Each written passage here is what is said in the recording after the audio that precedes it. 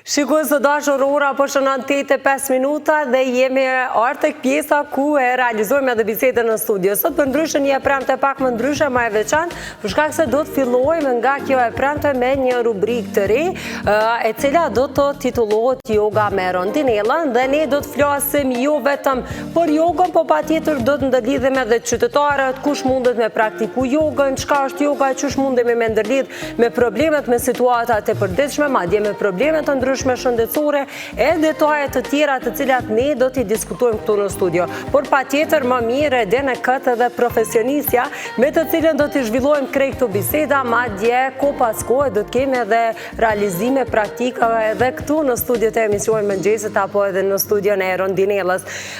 Pra me ne çdo të premte do të jetë Rondinella Hoxha Gashi. Mirëmëngjesi, mirë se na ke ardhur. Mirëmëngjesi Agnesa, mirë se ju gjej. Është kënaqësi gjithashtu edhe për mua të jem këtu. Faleminderit për ftesën.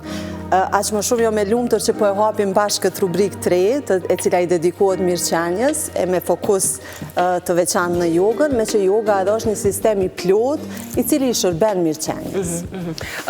Flasim pak për ty dhe për jogën fillimisht, që ta dinë edhe publiku kush jeni ju, çka bëni dhe çu bë kjo lidhje e veçantë mes juve dhe jogës. Po, patjetër. Është një histori relativisht e gjatë e imja me jogën, mirë po filloj me prezantimin, faleminderit për prezantimin e bërë edhe prej teje. Unë jam pra Rondinella dhe jam mësuese e jogës, mirë po para së gjithashtu jam praktikuese dhe studiuese e vazhdueshme e kësaj disipline e cila më ka bërë për vete me të gjitha ato benefitet të cilat i ofron. Përveç kësaj e cila edhe më ka pru këtu në studio sot edhe për shkak cilës edhe do t'jemi bashkë për çdo javë të premteve, unë jam edhe nan, jam adhuruese e natyrës edhe e leximit, e gjithashtu edhe entuziaste e përhershme, kurioztare e përhershme e të gjitha fushave që studiojnë njereun, funksionimin e tij edhe ndërveprimin e tij me veten, me të tjerët edhe me mjedisin. Edhe kjo kurioztje edhe më ka bërë që vite më parë edhe të filloj studimet për psikologji, pra unë kam studiu psikologjin, edhe pse si profesion për vite të tëra e kam ushtru fushën e menaxhimit, pra kam edhe MBA, dhe kështu që kam kaluar para si të përkushtohem jogës me orar të plot, kam kaluar vite të tëra, dekada, në ambiente profesionale, me intensitet dhe përgjegjësi të mëdha, udhëheqje, menaxhim. Edhe di shumë mirë se sa e vështirë mund t'jetë të menaxhohet koha edhe energjia dhe të gjitha obligimet e tjera në ambiente të tilla. Kështu që duke qenë e njoftuar me jogën qysh prej rinis time, në fakt me jogën unë njoftova herët në adoleshencë, dhe jo si kur shumica e njerëzve përmes pozave apo asanave, përmes ushtrimeve fizike, po përmes vetdijes së frymarrjes. Kjo është diçka që e veçon mënyrën se si unë kam fillu me joga prej shumicës së të tjerëve, edhe kjo vetdije për frymarrjen më ndihmoi shumë, e formsoi mënyrën se si unë lidhem me trupin tim, me emocionet e mia dhe në përgjithësi me jetën time, dhe kjo më përcjell edhe sot e kësaj dite. Shumë shpesh them kur më përfshin vorbulla e jetës edhe ndonjëherë nuk e dim se çka po ndodh, nuk kemi kohë me procesu atë që po ndodh me neve, mu mjafton që të ulem, të shtrihem në shtrojën e jogës, t'i përkushtohem 1 orë, 2 praktikës time, edhe vetiu trupi dhe shpirti nxirr në pa atë që do shta mendja ndonjëherë edhe e ndrydh edhe e mshif prej neve për të na mbrojtur gjithmonë edhe për të na siguru që mundemi me vazhdu me rutinën tonë të përditshme. Personalisht do të thotë ju ka ndihmu. Personalisht më ka ndihmu shumë. Personalisht, zakonisht besoj këto praktika nisën prej një nevoje personale të njerëzve për të arrit një nivel tjetër të mirëqenies për veten e tyre. Edhe mu më ka shoqëruar gjatë gjithë jetës pothuajse, posaçërisht nga aspekti i frymarrjes, fillimisht mandej lëvizja dhe praktika fizike ka ardhur në skenë më vonë, edhe e ka plotsu këtë praktikë timën, edhe më ka ndihmuar në përgjithësi me çdo aspekt të jetës time. Atëherë, a e sqarojmë çka është yoga dhe çka mendojnë njerëzit që është yoga? Sepse me këto pozat që duken të vështira, ta bëjmë një dallim që do thotë nuk qenë ka vetëm pozë, pas ka dhe diçka tjetër. Po, patjetër. Yoga është në fakt një sistem i sofistikuar që përfshin lëvizjen, frymarrjen, vetdijen, edhe që është e krijuar për të mbështetur të gjitha sistemet e trupit. Funksionimin e të gjithave, pra sistemit kardiovaskular, limfatik, endokrin, digestiv, sistemit nervor, posaçërisht dhe këtu hyn në lojë më shumë të ajo aspekti i frymarrjes, e cila është gjithmonë e sinjalizon sistemin nervor që të rregullohet edhe që është i sigurt edhe pastaj trupi vetëm pas kësaj arrin të dorëzohet edhe të performojë në mënyrën e duhur. Mirë po gjithsesi yoga nuk është performanca akrobatike të cilat i shohim shumë shpesh në për rrjetet tona sociale ose edhe në televizion, edhe nuk është pra kjo që shumica e njerëzve kanë idenë për jogën që duhet të bëjmë një qëndrim në kokë ose një spag ose diçka tjetër. Jo, praktika fizike është mjet, lëvizjet dhe pozat apo asanat si quhen në yoga janë mjet përmes cilës arrihet qëllimi përfundimtar i jogës, që është bashkimi i shpirtit, trupit edhe mendjes. Pozat janë dizajnu, janë kriju për të lejuar, për të përgatitur trupin që të qëndroj gjatë në pozitë të ullur, të i përkushtohet pastaj frymarrjes dhe të kthehet ka vetvetja përmes meditimit. Kështu që është një rrugë pak më ndryshe se sa ajo që zakonisht e shohim. Vetëm do të flasim gjatë këtyre javëve, apo do të mundohemi edhe të praktikojmë diçka, t'ju tregojmë çka keni menduar ju që ndoshta është më së miri dhe tema të cilat ne mundemi me ndërdhjet dhe me publikun?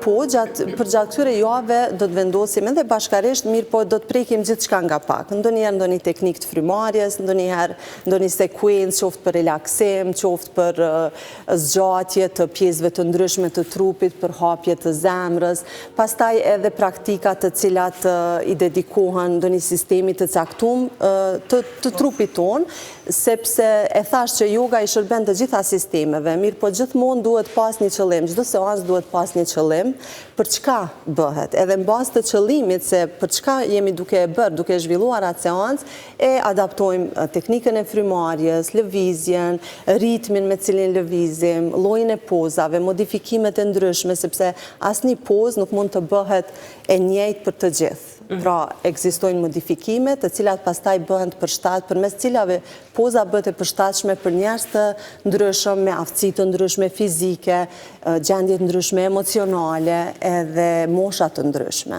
Pra, dhe që përshtatet edhe në qoftë se kemi ndonjë problem shëndetësor, diçka një pamundësi, qoftë në lëvizje, qoftë me ndonjë nyje, diçka e tillë, mundet me u përshtat gjithë secili. Po, patjetër, gjithmonë, prandaj është shumë e rëndësishme që të dimë kur vjen dikush në yoga, konkretisht në praktikën time, në studion time të jogës, unë nuk e shoh atë person që vjen veç si fizikus, veç me trupin e tij, po gjithë kush vjen me një histori, me emocionet e caktuara, me pritshmëritë e caktuara, me vështirësitë e caktuara në fundit, qofshin ato emocionale apo fizike. Edhe prandaj gjithmonë duhet me pas kujdes, me u njoftu mirë me personin cilin e kemi para vetës ne si mësues të jogës, edhe me i dhonë udhëzimet e duhura. Ndonjëherë kemi një audiencë të përgjithshme, sikur që do të jetë rasti në televizion këtu në program, në qoftë se sa herë që do të praktikojmë diçka, e atëherë natyrisht i japim disa udhëzime të caktuara se kush mundet me praktikuar atë pozë, në çfarë mënyre, edhe modifikimet e caktuara për vështirësitë e ndryshme me cilat ose smundjet me cilat njerëzit janë të me cilat njerëzit jetojnë përballën. Ka të interesuar në kalim prej viteve, kur edhe jo keni fillu deri tash, çysh e keni pa? Ka shumë të interesuar për jogën. Në fillim, kur unë e kom praktiku fillimisht, ka pas shumë pak njerëz të cilët edhe kam pas në një ide të qartë si çka është ajo. Mirë po tash edhe vetë numri i mësuesve të jogës që është në Prishtinë dhe të studiove gjë që më bën shumë të lumtur, sepse në Prishtinë faktikisht ka shumë studio të jogës të cilat ofrojnë diçka të caktuar. Pra për secilin ka diçka.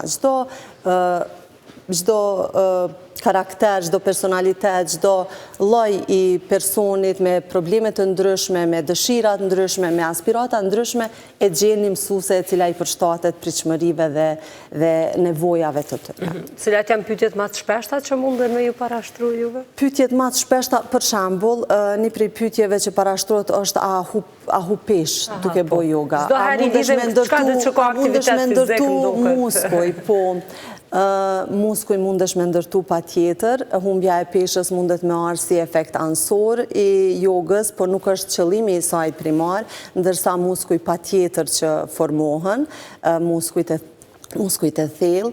Yoga punon me të gjitha sistemet, si që thash, pra edhe me sistemin muskular, edhe shtror, edhe me fashjat posaçërisht, të cilat janë indi i thellë i trupit, për cilin do të flasim në një mënyrë krejt veçantë sepse përbën një fushë shumë të adhuruar prej meje personalisht, edhe është një punë të cilën e bëj vazhdimisht, pra fashjat janë një prej synimeve me cilat unë punoj krejt kohën, dhe prandaj do t'ja ndojmë një rubrik krejt të veçantë, sikurse edhe se cilit prej sistemeve. Në pyetët edhe ma herët se çka do të bëjmë, do t'i shtjellojmë dal nga dal, edhe aspektin filozofik të jogës që mundet me u apliku edhe si aplikuat në jetën e përditshme, po edhe aspektin fizik, frymarrjen, pra do t'a zbërthejmë dal nga dal jogën si një sistem të gjymtyrësh, si që quhet, i ka të aspekte. Ne i përmendëm kështu problemet shëndetësore, po njëri prej problemeve që po ashtu lidhet me shëndetin është ndoshta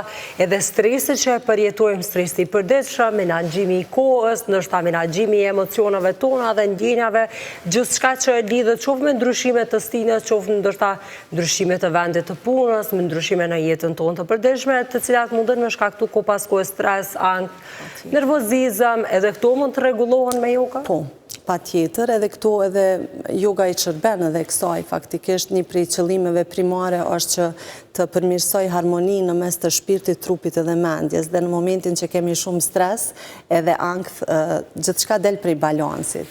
Përmes jogës e kthejmë balansin, kjo është një prej qëllimeve themelore të saj, dhe prandaj edhe gjithmonë kemi kujdes e përmenda, varësisht pikërisht prej këtyre gjendjeve du të kemi kujdes edhe me llojin e frymarrjeve, edhe me ritmin e lëvizjes, edhe me mënyrën se si lëvizim, edhe me mënyrën se si i bëjmë pozat, por pa tjetër që kur aplikohet në mënyrën e duhur është jashtëzakonisht shumë efektive. Unë jam dëshmi e gjallë e saj, mirë po edhe të gjitha ata të cilët e praktikojnë jogën me përkushtim. Edhe të tjerët mund ta praktikojnë nëse shohin edhe nga shtëpia. A duhen mjete të shumta, çfarë përgatitje mundet me pas një person, se zakonisht edhe pak e kemi me përtes kur hyjmë diçka të re, prit se duhet me marr këto, edhe dalin disa gjëra rrugës që nëse se kemi motivin e duhur e lëm atë. E vërtet, për jogën mjafton një shtroj e jogës, e rëndësishme që për fillim madje mundet me u bo edhe në një çfarëdo lloj shtroje që keni aty, mirë po me avancimin e praktikës e rëndësishme që të mos rrëshqas ajo shtroj që e kemi, e pastaj për mjetet e tjera mundemi gjithmonë me gjetë zavendësime. Në vend të një astëkut meditimit e marrim një astëk çfarë do.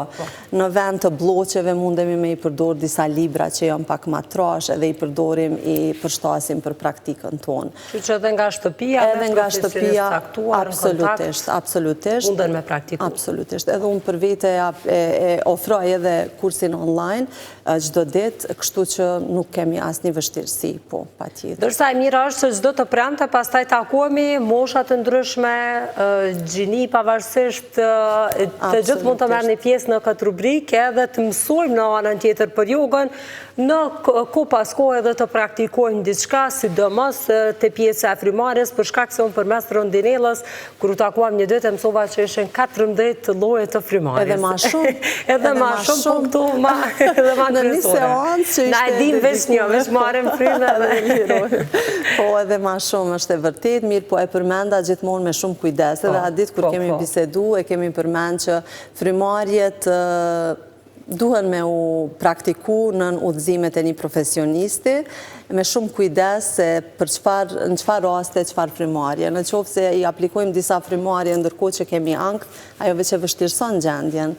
Në qoftë se jemi letargjik e i praktikojmë disa frymarrje, prapë veç e vështirësojmë gjendjen. Prandaj është shumë e rëndësishme që të dimë se çfarë po bëjmë. Patjetër, prandaj thash që qëllimi është shumë i rëndësishëm kur e fillojmë një seancë të jogës, edhe gjithmonë duhet jemi mirë të njoftuar me ata që i kemi përpara.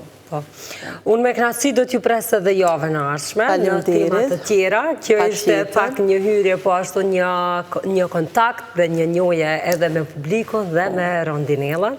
Faleminderit shumë edhe për kohën sot. Faleminderit shumë për hapësirën edhe për ftesën Agnesa, ishte knaqësi. Gjithashtu edhe për mua.